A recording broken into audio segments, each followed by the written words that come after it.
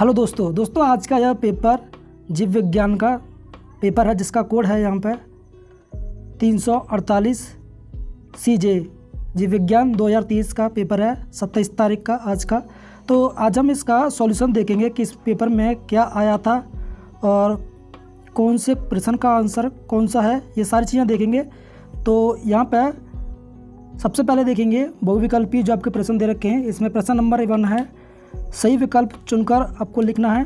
तो पहला जो है, बैक्टीरिया द्वारा किण्वित फूले आटे का उभरा हुआ रूप कौन सी गैस बनने के कारण होता है।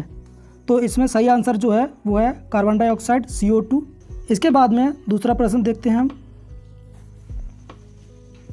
दूसरा ख, किसने पुष्टि की है कि DNA एक आनुवंशिक पदार्थ है।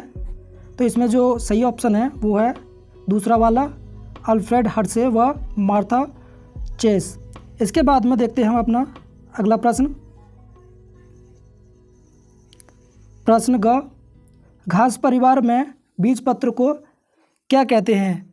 तो इसको कहते हैं हम प्रशल्क, इसको कहते हैं हम प्रशल्क। इसके बाद में अगला प्रश्न देखते हैं। प्रश्न घ, क्रोमोसोमीय यानी गुणसूत्रीय विकार का उदाहरण है। इसमें ऑप्शन नंबर 1 टर्नर सिंड्रोम सही आंसर है इसका। इसके बाद हम देखते हैं प्रश्न 2। प्रश्न 2 में यहाँ पे आपको स्त्रीकेशन यानी जायंग का आपको नामांकित चित्र बनाना है। जो आपका जो पुष्प जो होता है उसमें आपके 2 भाग होते हैं, एंड्रोसियम और गाइनोसियम। आपका जो गाइनोसियम जो होता है उसी को हम स्त्रीकेसर यानी कि जायंग कहते हैं।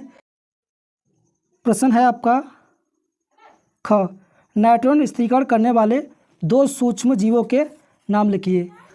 नाइट्रोजन स्थिरीकरण करने वाले सूक्ष्म जीवों में एक सबसे ज़्यादा प्रमुख होता है राइजोबियम। इसके बाद में आपका अगला प्रश्न है ग, विषम युग्मता क्या होती है। दोस्तों ये जो प्रश्न पूछा गया है वो मेंडल के जो नियम हैं उसमें आप जब समयुग्मता और विषम युग्मता को जब पढ़ते हैं, जहाँ पर कैपिटल डी ये आपके होमोजाइगस का उदाहरण होता है और कैपिटल T और स्मॉल t, तो यही होता है आपका विषम युग्मता। इसके बाद में अगला प्रश्न देखते हैं हम। आपका अगला प्रश्न है जल विद्युतीकरण संचरण यानी इलेक्ट्रोफोरेसिस। इसमें क्या होता है कि जो आपकी जो DNA जो फिंगरप्रिंटिंग की जो प्रोसेस होती है उसमें इस विधि का प्रयोग होता है, जहाँ पर DNA के जो खंड जो होते हैं उनको अलग अलग किया जाता है। इसके बाद में आपका अगला प्रश्न है ड, एक आनुवंशिक रूपांतरित पौधे का नाम बताइए। तो आनुवंशिक का मतलब होता है जेनेटिकली मॉडिफाइड। तो जेनेटिकली मॉडिफाइड में एक आपका आता है, इसमें आपका नाम आता है BT कॉटन, जिसका नाम आपने सुना होगा। चलिए हम आगे अगले प्रश्न की तरफ बढ़ते हैं। अब हम देखते हैं अति लघु उत्तरीय प्रश्न। यहाँ पर तीसरे नंबर पर पहला प्रश्न है, जैव विविधता की क्षति के 2 प्रमुख कारण क्या हैं। तो इसमें आपके कई कारण होते हैं, जैसे ये अतिदोहन हो सकता है, विदेशी जातियों का आक्रमण हो सकता है, जिसमें आपका आवासीय क्षति एवं विखंडन हो सकता है। इसके बाद में अगला प्रश्न देखते हैं, सूक्ष्म जीवों से प्राप्त होने वाले अम्लों के बारे में बताइए। तो जो सूक्ष्म जीव होते हैं उनसे कई प्रकार के अम्ल निकलते हैं, जैसे सिट्रिक अम्ल, लैक्टिक अम्ल और एसिटिक अम्ल निकलते हैं। इसके बाद में आपका अगला प्रश्न है, परागकण क्या है, इसका नामांकित चित्र बनाइए। तो परागकण जो पुष्पों में जो बनते हैं यही आपके क्या होते हैं, मेल गैमेट होते हैं। तो इसका आपको डायग्राम बना के दिखाना था। इसके बाद में अगला जो प्रश्न है ड, यहाँ पे आपको अनुलेखन इकाई की जो अनुलेखन की जो प्रोसेस होती है, जिसमें आप DNA से RNA का निर्माण करते हैं, तो उस क्रिया को हम क्या कहते हैं, अनुलेखन कहते हैं। तो इसमें कई सारे चरण होते हैं, तो इनके बारे में आप लोगों को लिखना था। चलिए हम विस्तृत प्रश्नों को देखते हैं। यहाँ पर 7वां प्रश्न है, लिंग संलग्न वंशांगति से आप क्या समझते हैं, इसके बारे में आप लोगों को बताना था।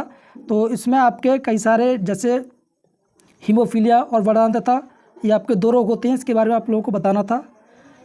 इसमें अथवा में आपको हर्शे और चेस के जो प्रयोग थे उनके बारे में पूछा गया है, तो इनमें से आपको एक करना था।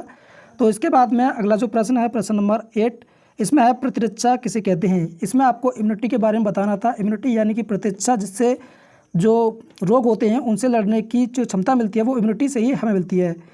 प्रतिरक्षा जो होती है वो 2 प्रकार की होती है, तो इसके बारे में आप लोगों को लिखना था। इसमें अथवा में आप ये भी लिख सकते हैं, मानव कल्याण में सूक्ष्म जीवों की भूमिका, यानी जो सूक्ष्म जो जीव होते हैं उनका मानव कल्याण में किस तरह से उपयोग होता है।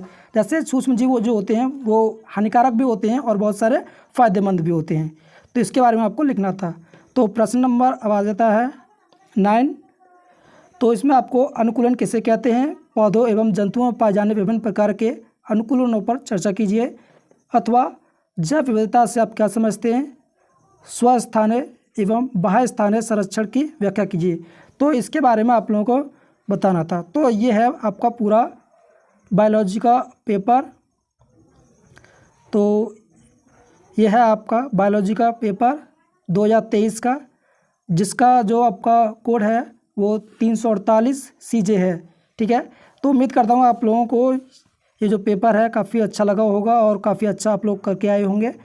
तो चलिए मिलते हैं अपनी अगली नई वीडियो में। और यदि वीडियो आप लोग पसंद आई तो वीडियो को लाइक करना और हमारे चैनल को सब्सक्राइब करना। तो चलिए मिलते हैं अपनी नई वीडियो में।